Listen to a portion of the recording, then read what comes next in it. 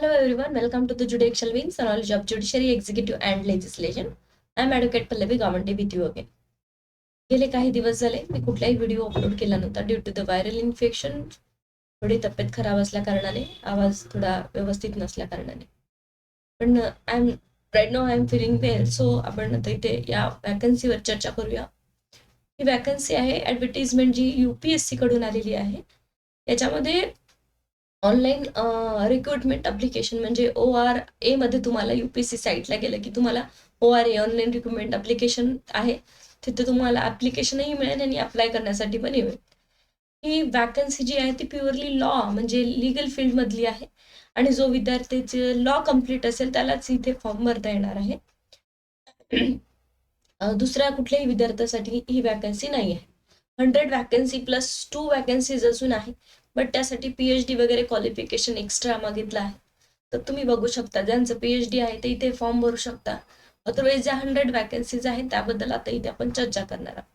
The 100 vacancies for the post of examiner of trademarks, geographical indication, office of the controller general, patent design trademark. त्यांचं ही design trademark मध्ये law झालेला आहे असा याचा अर्थ नाही आहे. तुम्हाला प्लेन लॉ डिग्री लागणार आहे आणि जर तुमचं LLM याच्यामध्ये असेल, IPR मध्ये वगैरे असेल तर तुम्हाला त्याचा प्रेफरन्स भेटणार आहे. बट असं इथे कंपल्सरी नाही आहे.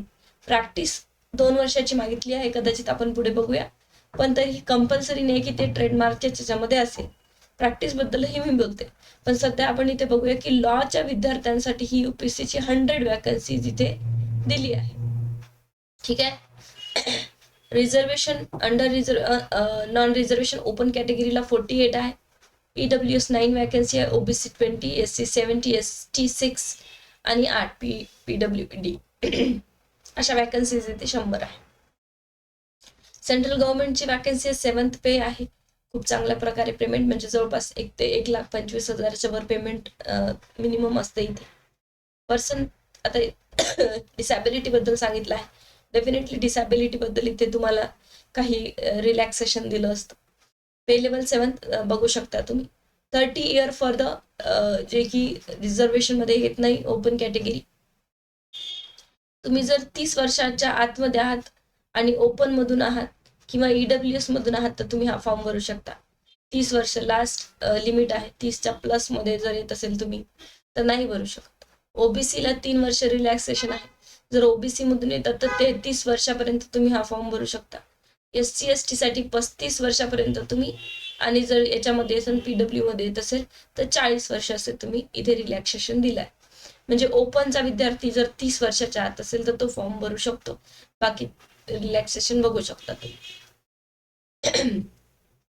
एसेन्शियल क्वालिफिकेशन जे आहे ते degree in law of recognised university, फक्त लॉ डिग्री मागितली आहे आणि एक्सपिरियन्स मागितले 2 year experience in handling a court cases, okay, and other legal matter or in handling matter of the trademarks and geographical indication. Geographical indication सोडून देऊ शकता तुम्ही, but इथे एक आपल्यासाठी ऑप्शन आहे. तुम्हाला एक्सपिरियन्स 2 वर्षाचा मागितला आहे. कुठल्याही बार काउन्सिलचं जिथे प्रॅक्टिस करता 2 वर्षाचं सध्या सर्टिफिकेट तुम्ही इथे जोडू शकता.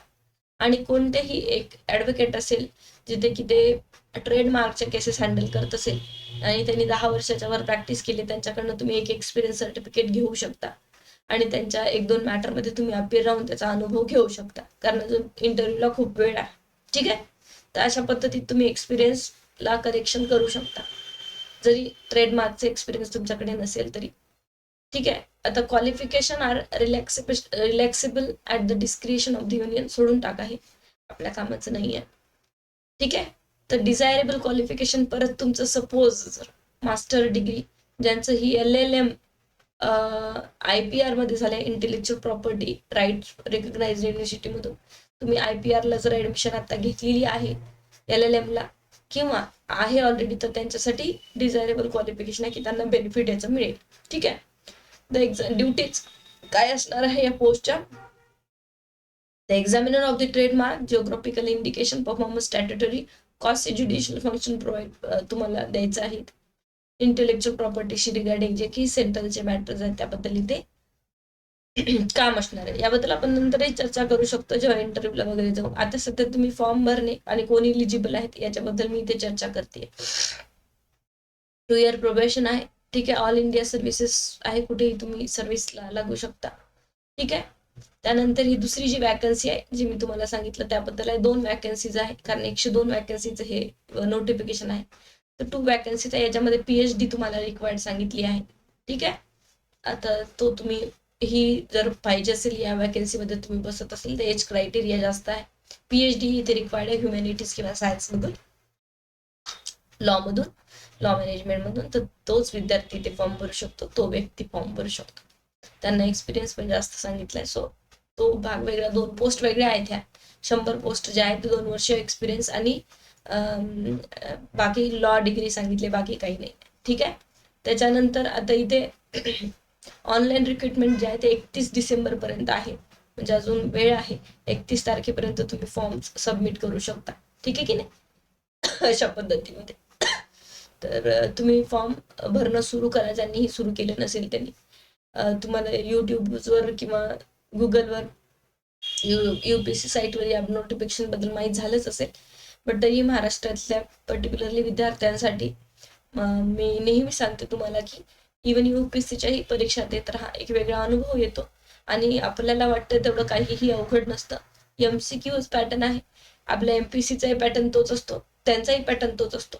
उलट यांचा सिलेबस फार मोजका आणि व्यवस्थित सिलेबस असतो, त्यामुळे तुम्ही इथेही क्रॅक एक्झाम इझिली करू शकता जर 2-3 महिने तयारी केली तर, ठीक आहे की नाही. त्यामुळे एवढं काही हार्ड अँड फास्ट नाही की UPSC आहे तर, असं काही नाही आहे. उलट तुम्हाला चांगले अनुभव येतील आणि परत तुम्हाला इंटरव्ह्यूला जायला भेटेल आणि सिलेक्शन झालं तर सेंट्रल गव्हर्नमेंटचा जॉब आहे ऑफकोर्स, ठीक आहे की नाही. आता बाकी कॅन्डिडेट मस्ट बी इलिजिबल, हे तर सिटीजन ऑफ इंडिया वगैरे हे काही सांगण्याची गरज नाही मला तुम्हाला, तेवढंच महत्वाचं आहे त्याच्यामध्ये.